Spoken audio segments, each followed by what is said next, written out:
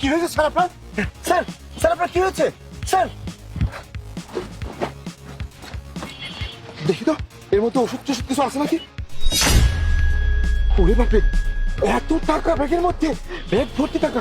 হ্যাঁ, ওনার তো শ্বাসকষ্ট হচ্ছিল দেখছিলাম। ইনহেলার কিছু আছে কিনা? হ্যাঁ, এই তো ইনহেলার।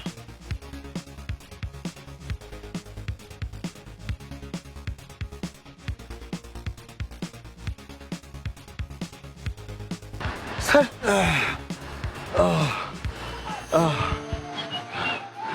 বাবা, তুমি আমাকে বাঁচালে বাবা।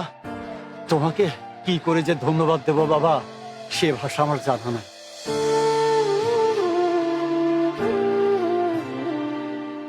বাবা, তুমি তো আমার ফেরেশতা হয়ে আমার কাছে এসেছো, তুমি তো আমার জীবন দিয়েছো বাবা।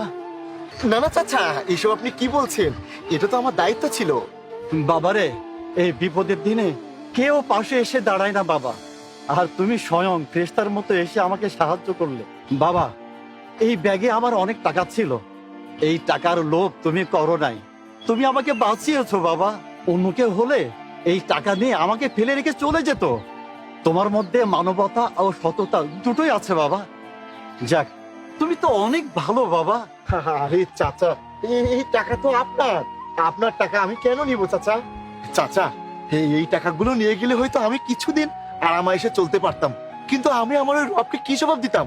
আমি 5 ওয়াক্ত যার ইবাদত করি, যিনি আমার রিজিকের ব্যবস্থা করেন, আমার পুরো জীবন তো এটা দিয়ে চলতো না। আর অন্যের জিনিস নিয়ে লোভ করে আমি তো আমার নিজেকে হারিয়ে ফেলতাম। আমার কাজ করার মানসিকতা হারিয়ে যেত, আমি তো লোভে হয়ে যেতাম, আমি তো পরিশ্রম করা ভুলে যেতাম। আর আপনি আমার চোখের সামনে এভাবে কষ্ট পেয়ে আস্তে আস্তে শেষ হয়ে যাবেন, একজন মানুষ হিসেবে তো আমি এটা করতে পারি না। ওই উপরওয়ালা তো আমার উপর দায়িত্ব দিয়েছিল আপনাকে রক্ষা করার, আর আমি সেটা করেছি চাচা। সত্যি তুমি খুব ভালো ছেলে বাবা। আচ্ছা বাবা, তুমি কি বিয়ে করেছো? না না চাচা, আমি এখনো বিয়ে করিনি।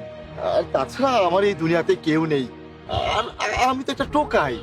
আর এখনকার মেয়েরা তো শুধু টাকা পয়সাওয়ালা ছেলে চাই, আমি তো গরিব টোকাই। আমাকে কোন মেয়ে বিয়ে করবে বলেন? আর কোন বাবাই বা তার মেয়ের বিয়ে আমার সঙ্গে দেবে?